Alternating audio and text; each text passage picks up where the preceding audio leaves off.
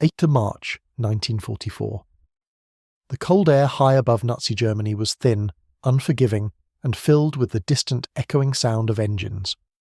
For American airmen inside their B-17 and B-24 bombers, it was a familiar soundtrack of fear and focus.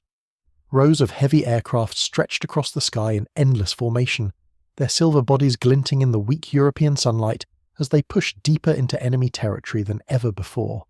Below them lay a nation that had once controlled most of Europe. Above them, the greatest air battle in history was about to reach a turning point. For years, this kind of mission had been a death sentence. American bomber crews called it flying into the black hole. No fighter cover, no protection from swarms of German interceptors, no escape from flak that tore through metal like paper. Entire crews had vanished inside German airspace, shot down by aircraft that seemed to come from everywhere at once. The German Luftwaffe had ruled the skies over Europe since the beginning of the war, building a deadly reputation for speed, discipline, and ruthless efficiency. Their fighters, especially the Messerschmitt Bf 109 and the Focke-Wulf 190, had become terrifying symbols of Nazi power in the air. For a long time, American pilots believed one thing to be true: if you flew deep into Germany, you were already dead. But on this day in March 1944, something felt different. As the massive American bomber formations droned forward, the German response was weaker than before. There were fewer fighter intercepts, less organised resistance. Pilots who had braced themselves for overwhelming attack instead found an eerie, unsettling silence. The famous swarms of German fighters did not appear in the numbers they were used to, and the few that did show up no longer moved with the precision and aggression that had once made them so deadly. The Americans didn't know it yet, but history was turning in the skies above them. The Luftwaffe was running out of options.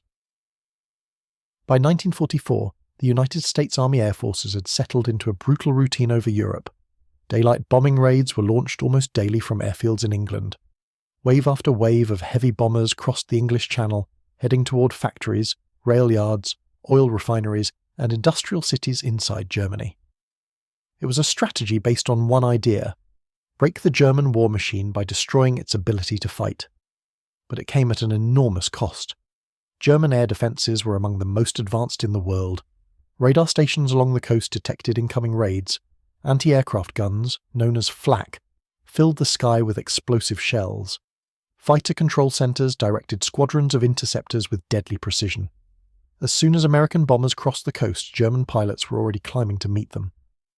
At first, the Luftwaffe dominated these encounters. Their experienced pilots used superior tactics. They attacked from head-on where bomber gunners had difficulty targeting them. They fired heavy cannons that could shred a B-17 in seconds. Entire bomber formations were broken apart in mid-air. Of the thousands of American airmen who took part in these early missions, many never returned. The US strategic bombing campaign was pushing forward, but it was bleeding. That was the terrifying reality until one new aircraft began to show up in the skies, the P-51 Mustang. Unlike older American fighters that lacked the range to escort bombers all the way to Germany and back, the Mustang could fly farther, faster, and higher than anything in the Luftwaffe's arsenal. With drop tanks attached to its wings, it could accompany the bombers deep into enemy territory, staying with them long past the point where German fighters expected American protection to vanish. At first, German commanders didn't understand what had changed. They sent their fighters up, expecting the usual tactic: attack the bombers once the American escorts turned back at the edge of Germany. But this time, the American fighters did not turn back. They kept coming. This shattered the Luftwaffe strategy almost overnight. German pilots suddenly faced a new reality. They were no longer just hunting slow, predictable bombers. Now they had to contend with fast, agile, highly trained American fighter pilots who had been given a new directive: Donti Prosto, defend the bombers, destroy the enemy fighters wherever you find them.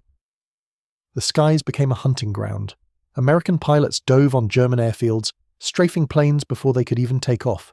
They chased Messerschmitts racing back to base on low fuel. They attacked training units, supply convoys, and radar stations. For the first time in the war, German pilots felt what Allied airmen had been enduring for years: the fear of being hunted in their own skies. And the strain on the Luftwaffe grew worse by the day. Germany was running out of experienced pilots. Many of the best had already been killed defending the Reich or on the Eastern Front. New pilots were rushed through training with fewer and fewer flight hours. Men who once would have trained for years were now being placed in cockpits after a few months, sometimes only weeks. They faced veteran American airmen who had survived dozens of combat missions. It was like sending rookies into a storm of fire, and yet Hitler demanded that the Luftwaffe continue to fight at any cost. As the Americans approached deeper targets in March 1944, one of the main priorities became Germany as synthetic fuel plants. These facilities converted coal into gasoline for tanks, trucks, and aircraft. Without fuel, even the most advanced army and air force was useless. The Americans knew this, and so did the Germans. That meant the Luftwaffe had no choice but to defend them. Pilots were sent up again and again, even when losses were clearly unsustainable. Entire squadrons were wiped out in a matter of weeks. Airfields that had once been bustling with activity now stood, eerily quiet, their hangars empty or filled with wrecked aircraft waiting for parts that would never arrive. The Germans had planes on paper, but fewer and fewer in the air, and fewer pilots to fly them. During one massive raid, later known as Big Week, over 1,000 Allied bombers struck German aircraft factories and infrastructure. Hundreds of fighters rose to meet them. When the smoke cleared, the Luftwaffe had lost such a large number of aircraft and experienced pilots that it would never fully recover. And the American pilots were beginning to realize it. They noticed that interceptions were messier. German formations broke apart faster. Enemy pilots were making mistakes no veteran would ever make. Some turned away without firing. Others flew straight into American formations in acts that seemed more desperate than tactical. One US pilot later described it simply. It was like they were running out of answers.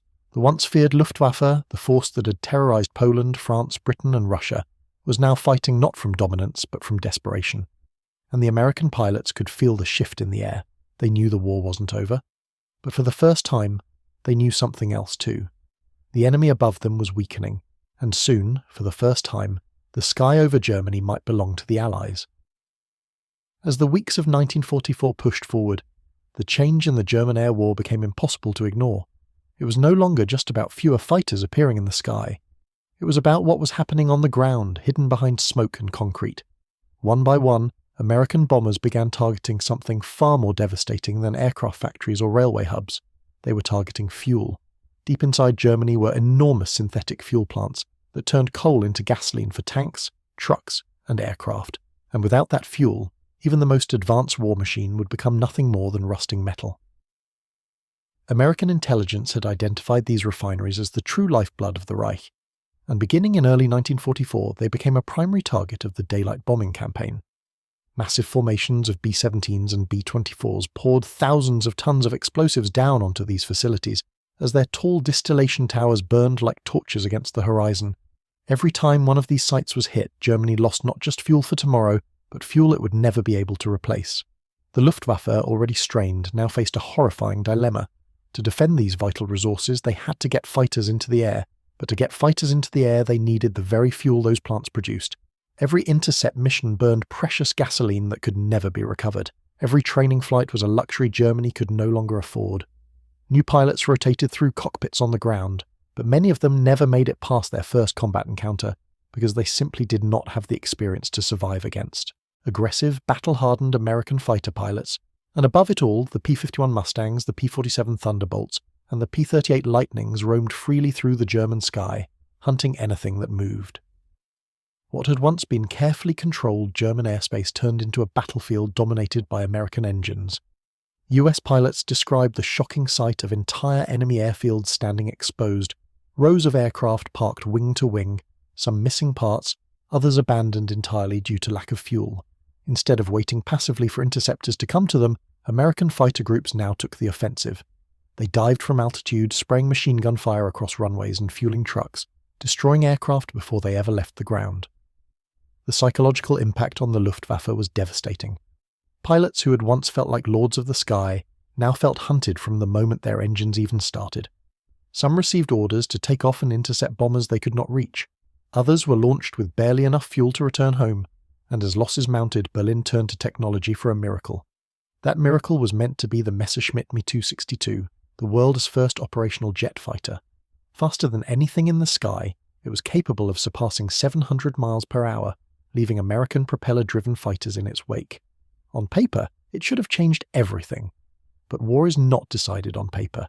Hitler, obsessed with turning every weapon into an offensive tool, ordered the Me-262 to be used as a bomber instead of a pure interceptor, delaying its deployment when it was desperately needed. Mechanical problems plagued the early versions. Its engines failed regularly. Trained pilots were scarce. Fuel was nearly gone. And even when the sleek silver jets finally took to the air in combat numbers, it was already too late. American pilots quickly developed tactics to counter it, waiting for the jets to slow while landing or taking off, and then striking. What was supposed to restore German air dominance instead became another desperate, costly gamble.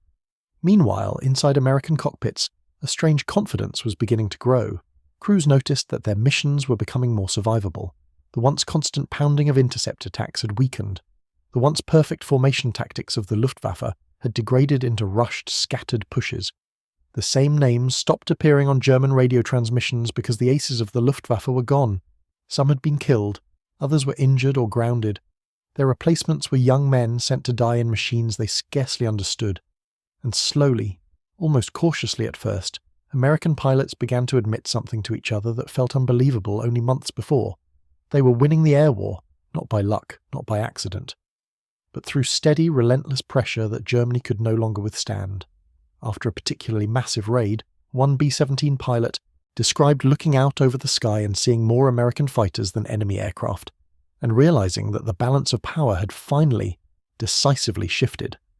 The Germans were still fighting, still resisting, still dangerous, but the edge, the confidence, and the dominance that had once defined the Luftwaffe was gone.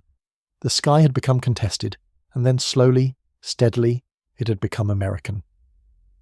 From that moment on, the war in Europe began to change rapidly. With air superiority in their hands, the Allies could prepare for something much larger, something that required total control of the skies, something that would bring the final collapse of Hitler's empire not from the air alone, but from both land and sky together. The Luftwaffe was running out of time, running out of fuel, running out of pilots, and running out of answers, and the men flying above Germany in 1944 could feel it with every mile they crossed. They were no longer just surviving in enemy skies, they were dominating them. By the time the summer of 1944 approached, the Luftwaffe that once ruled European skies was now only a shadow of its former self, and American pilots could see the evidence everywhere they flew. Entire stretches of airspace that had once been deadly were now strangely quiet. Missions that previously would have drawn massive coordinated interceptions were met with only scattered resistance, if any at all. Where swarms of German fighters once clawed at bomber formations from every angle, now only a handful appeared, often disorganized and quickly driven away by American escorts.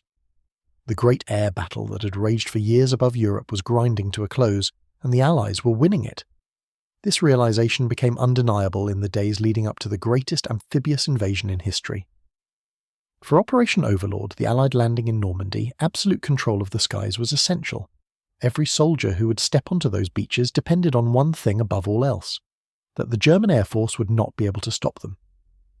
As D-Day drew closer, American and Allied aircraft filled the skies in numbers that would have once been unimaginable.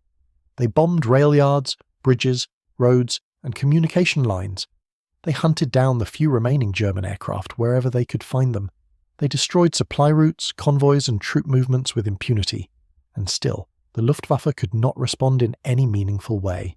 On June 6, 1944, when thousands of Allied ships crossed the English Channel and soldiers stormed the beaches of Normandy, the once feared German air power was almost completely absent.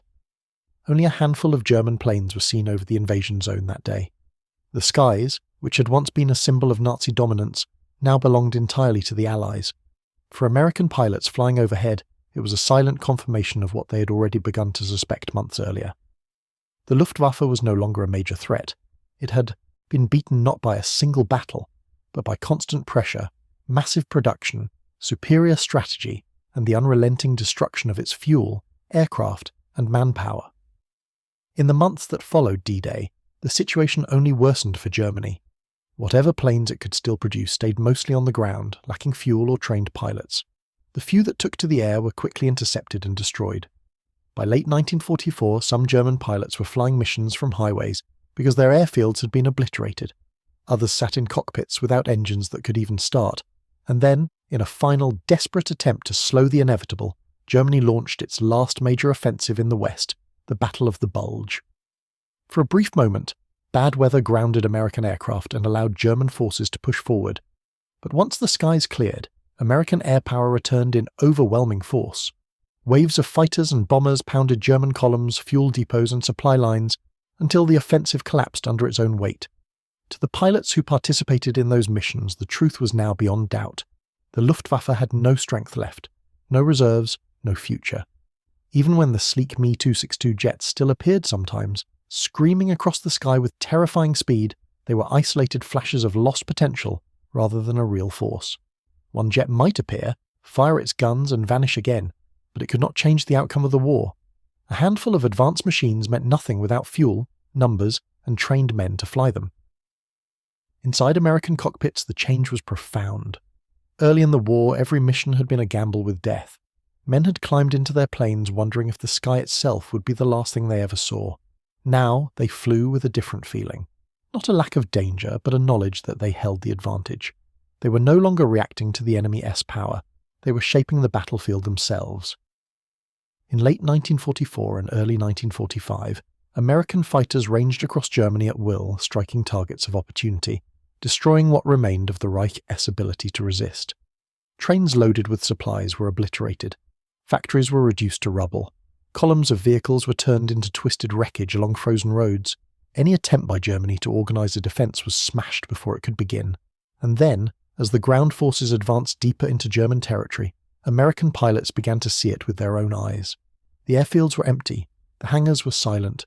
The Luftwaffe, once a terror of the modern world, no longer existed as a fighting force. When Germany finally surrendered in May of 1945, it was not just a land defeat or a political collapse. It was the end of a struggle for the skies that had lasted for years. For the pilots who had lived through it, one thought stayed with them long after the guns went silent. There had been a moment, high over Germany in 1944, when they had realised the truth before the newspapers ever printed it, before the generals ever announced it, and before the world ever believed it. The Luftwaffe was running out of options, and by the time that realisation fully settled in their minds, the war in the air had already been won.